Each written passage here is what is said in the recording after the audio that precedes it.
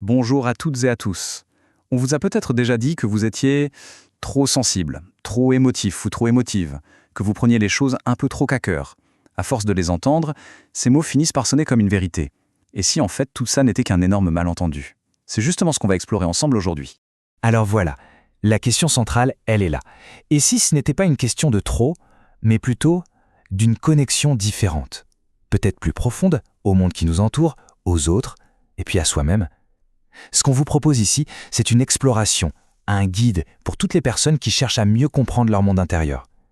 Parce que, vous savez, la compréhension, c'est vraiment le tout premier pas vers la transformation.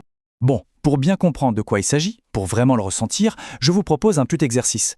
Plongeons ensemble dans une journée type, dans la peau d'une personne à haute sensibilité. Et pour beaucoup, ce qui va suivre risque de sonner très très familier. Allez, on y va. Imaginez, 8 heures du matin, un message envoyé, toujours pas de réponse. Et là, tout de suite, le petit verrou dans la tête qui démarre.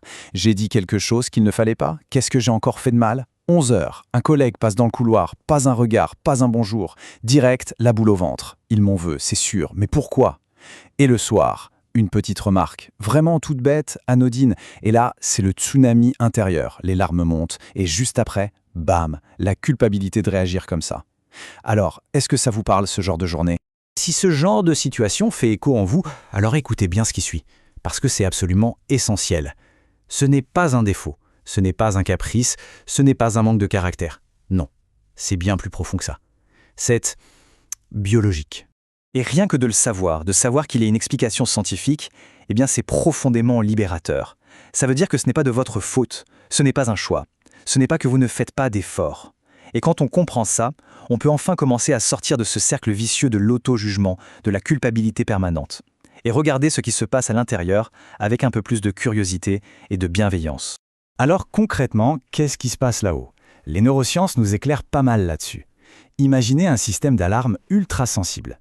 D'abord, l'amygdale, le détecteur de danger du cerveau. Elle peut se déclencher pour un rien.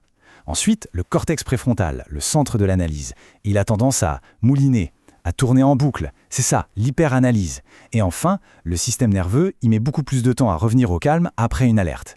Le résultat de ce cocktail, les émotions sont vécues plus fort, plus intensément, et elles durent plus longtemps. Et toute cette mécanique biologique, elle a une conséquence directe, mais qui est souvent invisible, un peu souterraine, c'est qu'elle vient sculpter, façonner en profondeur notre estime de nous-mêmes. Voyons d'un peu plus près comment ça fonctionne. Pour illustrer ça, parlons de Julie. Depuis toute petite, Julie a intégré une chose. Pour être aimée, il faut faire plaisir, ne pas faire de vagues. Aujourd'hui, c'est une adulte super performante dans son travail, sur qui tout le monde compte. Le problème, elle est à bout, complètement épuisée, parce qu'au fond, elle doute en permanence et cherche l'approbation dans le regard des autres. Ce mécanisme, c'est ce qu'on appelle une estime de soi conditionnelle. C'est cette petite voix qui dit « je n'ai de la valeur que si on m'aime, que si je réussis ». C'est une stratégie de survie, pas la vérité. Pour y voir plus clair, on peut imaginer l'estime de soi comme une maison qui repose sur 4 piliers. Le premier, le plus fondamental, c'est l'estime intrinsèque, la conviction qu'on est digne d'amour juste parce qu'on existe, sans condition. Le deuxième, l'estime sociale, comment on se perçoit dans nos relations. Ensuite, l'estime professionnelle, liée à la confiance en nos compétences. Et le quatrième, l'estime corporelle, notre relation avec notre corps.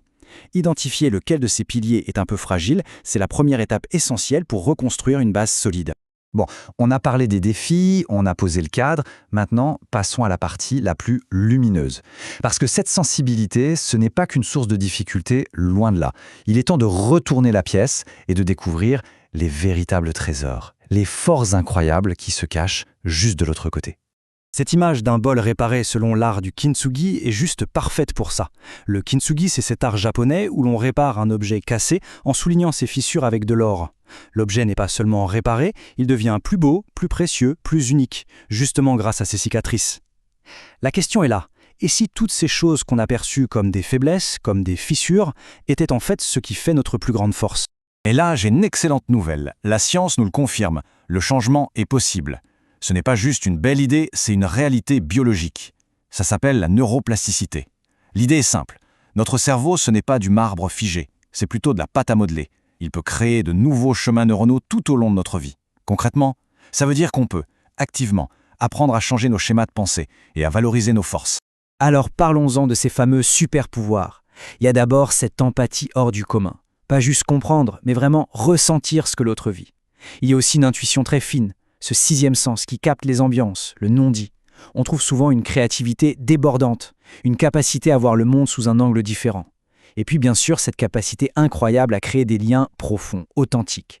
Toutes ces forces sont déjà là, elles ne demandent qu'à être reconnues et apprivoisées.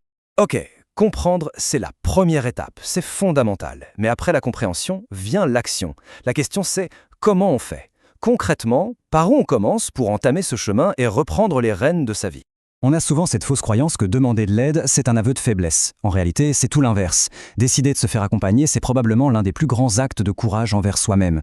Le rôle d'un accompagnant, ce n'est pas de donner des leçons, c'est d'être un miroir neutre et bienveillant qui aide à mettre de la lumière sur ce qui est flou et à transformer tout ça en actions claires et concrètes.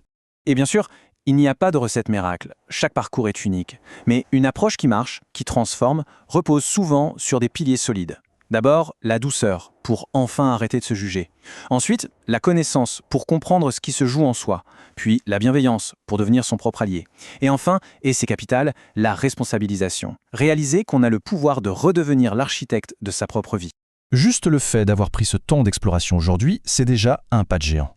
Le message clé, c'est que cette sensibilité n'est pas une faille, c'est une force, peut-être juste en sommeil. Alors, la dernière question, elle est pour vous. Et si maintenant, c'était le bon moment? Pour toutes les personnes qui sentent que c'est le moment d'aller plus loin, vous trouverez plus d'informations sur le site qui s'affiche. Merci infiniment pour votre écoute.